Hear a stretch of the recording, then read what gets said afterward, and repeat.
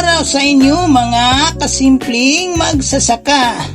Dito ako ngayon sa mga itinanim kong mga kalabasa.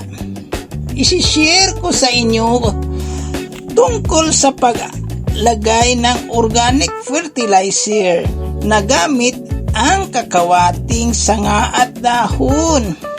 Ito na ang part 2 ng video tungkol sa pag-alaga ng kalabasa, kung saan nakita nyo ang aking paglagay ng mga sanga at dahon ng kakawati.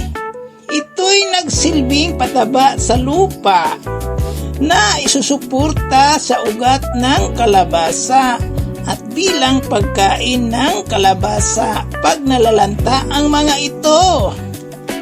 Itong daon ng kakawati ay ginagamit kong pataba ng lupa at sa iba pang pananim, sapagkat ang kakawati ay may madaming sustansya at puno ng nitrogen, phosphorus, potassium na kinakailangan ng tanim.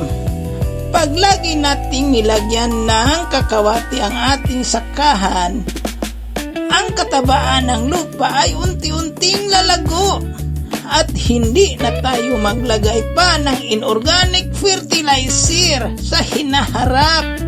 Kung ito naman ay palagi nating nilagyan ng inorganic fertilizer, ang lupa ay magiging acidic at kaunti na lang at may bubunga nito sa ating pananim pag acidic na ang lupa. Nilagyan ko ito ng kakawati pag may tubig na ang kanal, hindi malulunod ang bunga at mga sanga ng kalabasa. Ang sanga ng kakawati at sanga ng bangkal ay nagsilbing gapangan ng kalabasa na hindi malulunod sa tubig.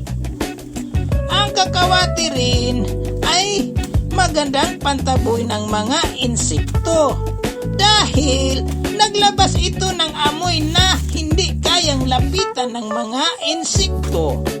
At ang amoy ng kakawati ay ang siyang nagpasagana sa tubo ng kalabasa dahil ang kalabasa ay nangangailangan ng mabahong amoy galing sa kakawati na nagpasigla sa pamumulaklak at pagbubunga nito. Pagkatapos ko itong nilagyan ng kakawati, nilagyan ko rin agad ng dahon at sanga ng bangkal upang hindi ito matutuyo agad ang dahon ng kakawati at manatili ang kanyang amoy ng ilang simana. Na araw-araw na kinakailangan ng pananim, lalo na't sa kalabasa na nagpasigla sa tubo ito.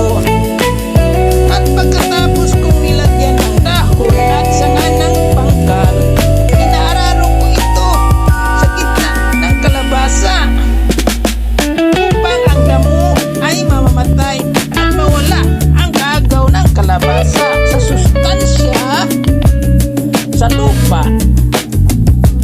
Inaayos ko rin ang kanal na marado upang maiwasan ang dami ng tubig na naka-standby sa kanal. Yung gitna sa tanim na aking inararo, balak ko din lagyan ng dahon ng kakawati upang maiwasan ang pagtubo ng mga damo at dagdag pataba din sa lupa. At hanggang dito na lang mga tagapagsubaybay, hanggang dito na lang ating talakayan at ang video ito. Sana inyong subaybayan ang aking channel at bigyan ng kaunting suporta.